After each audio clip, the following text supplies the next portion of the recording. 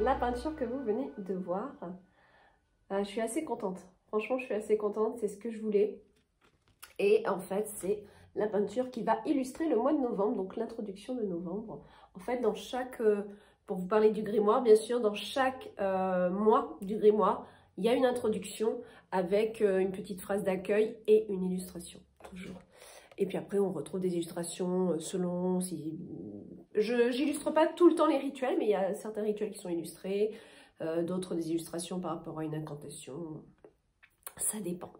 Voilà, donc comme vous le constatez, je suis toujours pas super bien remise. J'ai été vraiment... quand je vous ai fait le vlog vendredi dernier, le samedi, j'étais couchée, total. Le dimanche, ça allait un peu mieux. J'avais retrouvé de l'énergie. Lundi, j'allais bien. Et depuis mardi, là, c'est le nez, c'est voilà, je me mouche, et ça fatigue énormément. Et là, j'ai passé une nuit un peu courte parce que j'ai passé ma nuit à avoir le nez bouché, donc à me réveiller. Et comme je ne veux pas prendre de médicaments, j'évite un maximum, voilà. Je laisse faire la médecine naturelle sur mon corps. Donc voilà, et comme j'ai horreur des inhalations, voilà, je ne les fais pas. J'aime pas la sensation, j'ai pas le temps, enfin, c'est vraiment pas le truc qui me plaît. Donc voilà pour ça. Je voulais vous dire que sur ce vlog là, on va quand même faire un petit tirage avec celui-ci, une petite guidance et une petite lecture, d'accord, de l'agenda. Je sais que vous aimez bien. Voilà, et alors, ce que je voulais vous montrer, pour continuer sur le grimoire, je voulais vous montrer un petit peu comment ça se... je voulais vous montrer celle-là. J'ai fait cette illustration-là.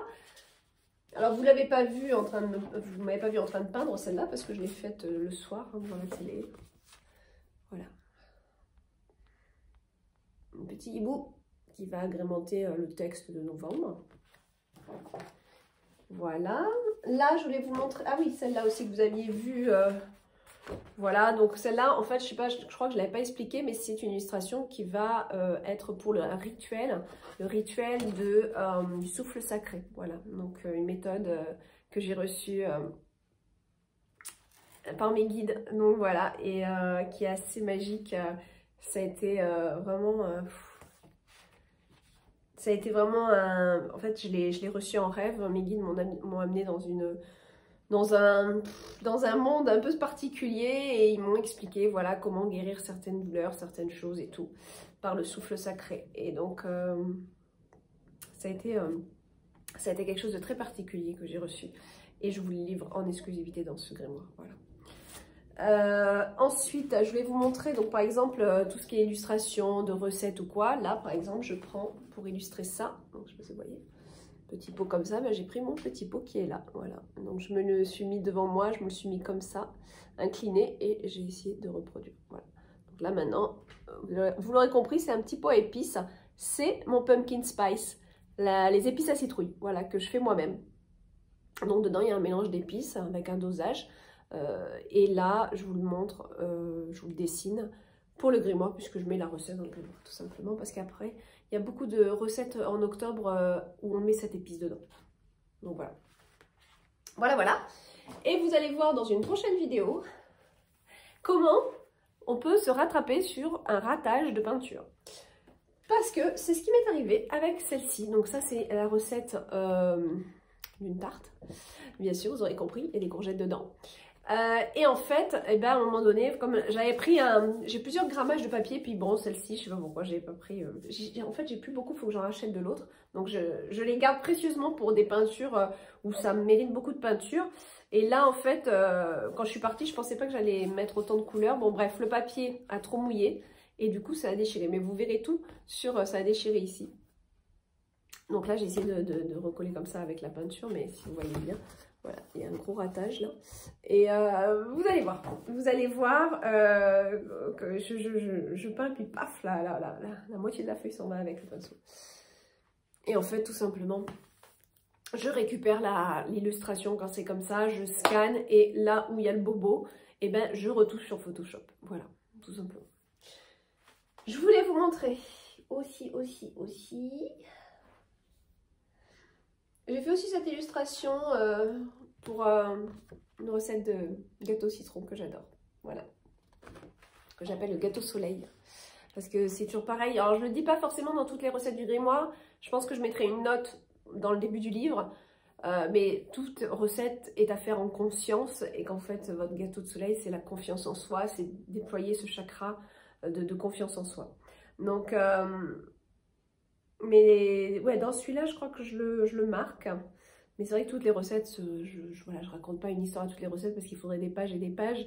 Après, je mettrai une note en début de grimoire, la cuisine en conscience, la cuisine un peu sorcière, comme on le dit. Alors, je voulais vous montrer les petits stickers aussi. Donc, je les ai enfin entre les mains. Donc, ils sont là. Hop. Donc ça, vous les avez en vente sur le site. Tout simplement. Ah, j'aime beaucoup ma petite fiole là. Voilà, un petit champignon. Je voulais vraiment vous les montrer parce que d'ailleurs, il va falloir que je change les photos sur le site parce que sur le site, on ne voit pas le contour blanc. Or, il y a un contour blanc. Voilà. Franchement, je suis contente. Ils sont beaux. Ils sont mat, hein, couleur mat. Voilà. Donc, voilà les stickers. Et ensuite, les stickers du fameux GUF. Quand je dis le GUF, c'est Guidance de l'univers féerique en abrégé. Donc là, vous avez les planches, je vous les montre. Les planches d'autocollants. Excusez-moi, je dis stickers, ça c'est autocollant. Donc des cartes, hein, des 46 cartes qui se trouvent dans l'oracle. Donc voilà, et il y a 10 planches. Donc voilà. Et d'autocollants prédécoupés. Donc vous n'avez plus qu'à prendre, hop, ça glisse. Et ils sont jolis, hein, franchement, c'est un joli papier mat aussi. Donc voilà, hop, vous prenez là, hop, c'est découpé. Vous prenez votre autocollant. Voilà. Facile. Facile. Et pourquoi j'ai pas fait de cahier? Au début, je voulais faire un cahier, ça coûte très cher de faire ça sous forme de cahier. Donc pour que ça soit quand même abordable à tout le monde et que vous n'ayez pas 20 € à mettre juste dans les autocollants, j'ai préféré faire comme ceci. Au moins, c'est un peu plus abordable. Et donc, vous avez, voilà, toutes vos feuilles. Vous avez environ 230 autocollants. Voilà. Toutes les cartes de l'oracle, donc multipliées par 5, comme vous voyez, ça vous permet de faire plusieurs tirages. Enfin, si vous avez toujours une même carte qui tombe, au moins vous êtes tranquille. Voilà pour ça. Donc on va se faire maintenant. Qu'est-ce que je voulais vous dire quand même, rien de nouveau à part que beaucoup de choses qui m'ont freiné, beaucoup de... Une perte de motivation un peu, et c'est marrant parce que je marquais la semaine dernière dans le grimoire justement qu'en novembre était le mois de l'endurance. Et là je le sens, hein, c'est comme si j'arrive à la fin d'un marathon là, toute cette année.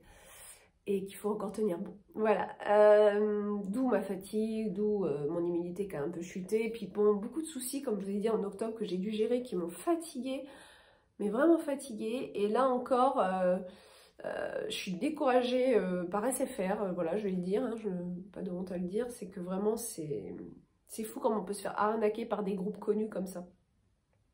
Truc de fou. Donc moi j'ai arrêté j'ai changé d'opérateur, on verra hein, si je suis passée chez Bouygues, mais je sais pas si ça sera mieux, mais bon, en attendant Bouygues ne m'a demandé aucune caution, alors qu'il faut savoir qu'SFR m'avait demandé une caution. Donc moi je vous partage ça parce que si vous êtes chez SFR, vous vous sentirez moins seul si vous arrive des trucs un peu chelous. Sachez que ne vous laissez pas embobiner, hein, parce que c'est des gros arnaqueurs pour moi, je vais vous le dire tout de suite. Là, j'avais donné 500 € de caution, ils m'ont demandé, SFR. Parce que j'étais professionnelle, c'est-à-dire que j'ai fait un contrat professionnel. Du coup, c'était 250 € de caution pour la box et 250 € de caution pour la 4G, le mobile, quoi, le forfait mobile. Et j'avais demandé une offre qui était en cours, donc 30 € par mois pour les deux, tout ça. Quand ça a commencé, il n'y a pas eu les 30 €, il y a eu des mises en installation exorbitantes comme frais, c'était vraiment bon. Enfin, bref, passons, ok, ça passons. Et ils ont commencé à me rajouter des abonnements sans que je demande quoi que ce soit. Et au final, mes factures n'étaient jamais de 30 €. Donc au bout d'un moment, j'en ai eu marre. À chaque fois, il fallait que je rouspète. Et j'ai arrêté et j'ai dit non, écoutez, on arrête. Ils m'ont dit non, vous ne pouvez pas arrêter parce que vous avez un contrat d'1 an, donc votre caution ne vous sera pas rendue, etc. Donc ils vous prennent un peu au piège. Donc il faut être sûr de bien arrêter à la date. Donc j'ai attendu, j'ai arrêté à la date et j'ai tout fait comme il fallait dans les règles. J'ai retourné le matériel. Là, ils m'ont donné l'avis qu'ils avaient bien reçu le matériel, etc. Tout bien dans les règles. J'ai tout fait dans les règles, dans les temps, tout ce qu'il fallait. Et là, j'ai reçu un mail hier qui dit « Vous avez... nous sommes heureux, non mais nous sommes heureux de vous annoncer que nous allons procéder au virement des 250 € concernant la box de votre caution. Et nous sommes heureux de vous annoncer que les 250 € par rapport à votre forfait mobile servent à payer vos factures. » Alors là, toutes mes factures ont été payées. Donc, j'ai pas appelé hier parce que j'avais d'autres choses à machiner. Et là, en plus, je sais pas si vous êtes chez SFR, mais pour les appeler, déjà, vous tombez sur quelqu'un qui a toujours un accent. Enfin, c'est pas toujours évident de les comprendre. Il faut souvent rappeler parce que selon les personnes, on va pas avoir la même réponse. C'est assez spécial, hein. Et il faut du temps. Il faut du temps. Et moi, ça m'énerve. Et ça m'énerve. Et donc là, il va falloir que j'appelle et je sais déjà qu'ils vont me dire « Ah, mais ça, faut écrire un... » Parce que dès que c'est un truc un peu trop... que ça touche l'argent, ils vous disent après d'aller appeler... de carrément envoyer un courrier. Non, mais... Le temps que j'aurais perdu avec cet organisme, en tout cas, j'espère qu'ils vont pas... j'espère qu'ils vont bien me rendre mes sous parce que j'ai tout payé mes factures. Mais c'est juste pour vous dire leur méthode, quoi. C'est vraiment de l'arnaque. C'est vraiment impressionnant, quoi. 250 qui vont payer vos factures. Mais mes factures, elles ont toutes été payées. Donc, voilà. Je sais pas qu'est-ce qu'ils vont me dire. Il va falloir que j'appelle, que je prenne ma patience. Mais là, ça me ronge un peu. Donc, vous voyez un petit peu, quand on est comme ça, dans la création, tout ça, on n'a vraiment pas envie de se faire polluer par ces choses-là. Et pourtant, elles arrivent et il faut les régler. Voilà. Bon, c'est pas forcément positif ce que je vous dis tout ça, mais... Franchement, je vous le partage parce que si vous êtes dans ce cas de figure, ne vous laissez pas faire, franchement. Et rappelez l'opérateur. Des fois, moi, ça m'est arrivé d'appeler et de ne pas avoir gain de cause. Je rappelle, je me calme, je rappelle dans l'après-midi et là, j'ai ma réponse. Donc, franchement, c'est pas vraiment évident. C'est pas vraiment évident. D'ailleurs, pour Amazon, on a aussi ce cas de problème. Enfin, moi, en tout cas, qui vend sur Amazon... Quand il y a des soucis, des fois, on ne tombe pas sur des personnes compétentes. C'est vraiment très épuisant. Franchement, c'est fatigant et c'est épuisant. Alors, on va regarder un petit peu pour une guidance sur ces mots. Mais bon, voilà, toutes ces choses-là. Je vous donne l'exemple de SFR, mais plein de petites choses comme ça qui freinent, qui ralentissent le processus et ma motivation aussi. Hein. C'est sûr. Voilà, alors j'adore celui-ci. Je vous l'avais montré déjà. On va demander plusieurs cartes avant que mon nez se mette à faire les siennes. Plusieurs cartes de guidance, s'il vous plaît.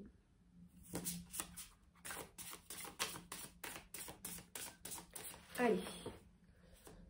On va avoir une petite histoire tout simplement. Je vais demander plusieurs. Je vais demander 3 cartes.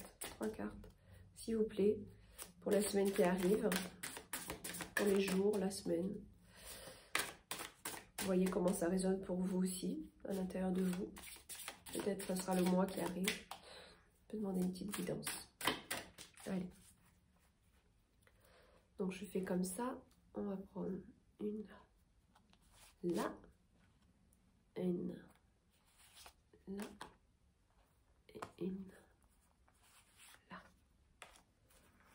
Quelle est donc l'histoire de notre semaine? Oh, très beau. La reine de bâton. Pouvoir, décision, plus que la décision, c'est vraiment détermination. C'est vraiment être déterminé, reprendre son pouvoir, y aller. Oh, ça, c'est marrant parce que c'est une carte qui irait très bien pour le grimoire, parce que le grimoire, il est là pour vous redonner votre pouvoir intérieur. Donc voilà. Il va falloir, quand j'irai mieux, vous parler un petit peu plus du grimoire, parce qu'on arrive à la fin, mine de rien, et ça y est, hein, les choses elles vont commencer à se révéler. Je vais commencer à vous expliquer ce qu'il y a dedans, comment le processus du grimoire exactement, tout ça, quoi. Donc voilà, détermination, hein, ici. Alors, pourquoi on a cette reine avec le page de coupe? Très bien. Donc, quelque chose qui progresse dans les émotions, ou alors quelque chose que vous avez envie de créer, de voir naître, de voir se mettre en place dans votre vie, c'est possible. Au niveau du cœur. Oh là là, les amoureux. Alors là, on a... Alors c'est vrai, on peut avoir plusieurs histoires, c'est marrant. Ici, on a une femme mûre. Ici, on a un jeune homme. Donc, on peut nous parler d'une relation amoureuse entre une femme mûre et un homme plus jeune. On peut nous parler d'une femme de pouvoir qui aide son enfant. Alors, la carte des amoureux peut vouloir nous parler d'une aide, d'une fusion avec votre enfant par rapport à quelque chose dans la vie. Voilà, il y a peut-être une fusion, peut-être peut y avoir aussi une association, un parent qui s'associe avec son enfant dans un projet. Ça, c'est possible aussi. Voilà. Après, ce qui est possible aussi, c'est que là, il y a vraiment quelque chose au niveau de l'amour qui est en train de naître. Et c'est votre pouvoir féminin qui le fait naître, d'accord? Parce que là aussi, c'est un peu la naissance, la progression des émotions dans un couple. Donc, soit vous êtes en couple et il y a une progression, il y a quelque chose, il y a un petit renouveau qui arrive. Et c'est grâce à votre déterminisme, c'est grâce à peut-être une prise de position de votre part aussi, si vous êtes une femme. Après, si vous êtes un homme, ça peut être vous aussi. Et là, on va me parler de votre énergie intérieure, de votre pouvoir intérieur à acter, à mettre l'énergie en place pour, au sein de l'union. Au sein de l'union amoureuse ou au sein tout simplement d'un métier aussi, d'une association. Ça, c'est possible. D'accord? Voilà. Voilà, voilà. Et là, on a vraiment une progression, quelque chose dans l'amour qui progresse. Mais c'est vrai il y a aussi une femme qui peut aider un enfant ici. Mais c'est vrai qu'on a beaucoup cette énergie d'amour qui est très très forte, qui est très très présente. Donc je pense beaucoup à un couple dont la femme est responsable des prises de décision, que c'est elle, c'est un peu elle la maîtresse. Enfin, après quand je dis la femme, voilà, ça peut être votre femme intérieure, mais il y a quelque chose à l'intérieur, une énergie très forte intérieure qui prend les devants, qui met de l'énergie en place pour son couple. Ou alors par rapport à une rencontre, parce que là il y a une progression amoureuse, d'accord? Donc il y a peut-être une rencontre, il y a peut-être un amour qui revient vers vous, mesdames, d'accord? Il y a peut-être quelque chose qui progresse au niveau de l'amour pour vous. Et c'est grâce à votre déterminisme. Peut-être aussi vous avez fait preuve de patience, peut-être que vous avez fait preuve d'endurance dans cet amour, dans cette union. Soit il y a quelque chose de nouveau, soit il y a quelque chose qui progresse au sein de votre union. Voilà. Allez, on va passer à la lecture. Ouais, vraiment, très jolie carte. On va passer à la lecture. Alors, on va regarder. Alors, j'ai plein de choses à vous lire. Est-ce que vous connaissez... Alors, je regarde un petit peu. Quelque chose qui peut être... Oh, dis donc, il y en a plein que je n'ai pas lu. Oh là là. Non. On va lire l'IF. Moi, je connais pas. L'IF. L'IF qui se présente un peu. Apparemment, que je dise pas de bêtises, comme ceci. Voilà. Alors, l'IF, symbole d'immortalité pour les anciens, est aujourd'hui utilisé pour soigner certains cancers. On a en effet découvert dans l'écorce d'un if du Pacifique une substance cytotoxique, le taxol. C'est une molécule qui ralentit ou bloque la croissance des cellules cancéreuses de l'ovaire, du sein ou du poumon, mais en prélevant son écorce. On tue l'arbre Il fallait 12 000 arbres pour 2 kilos de Taxol. D'accord.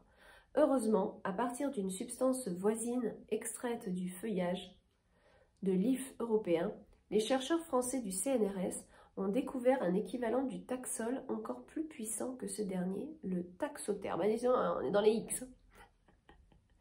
Alors, ma plante sorcière de la semaine, l'IF.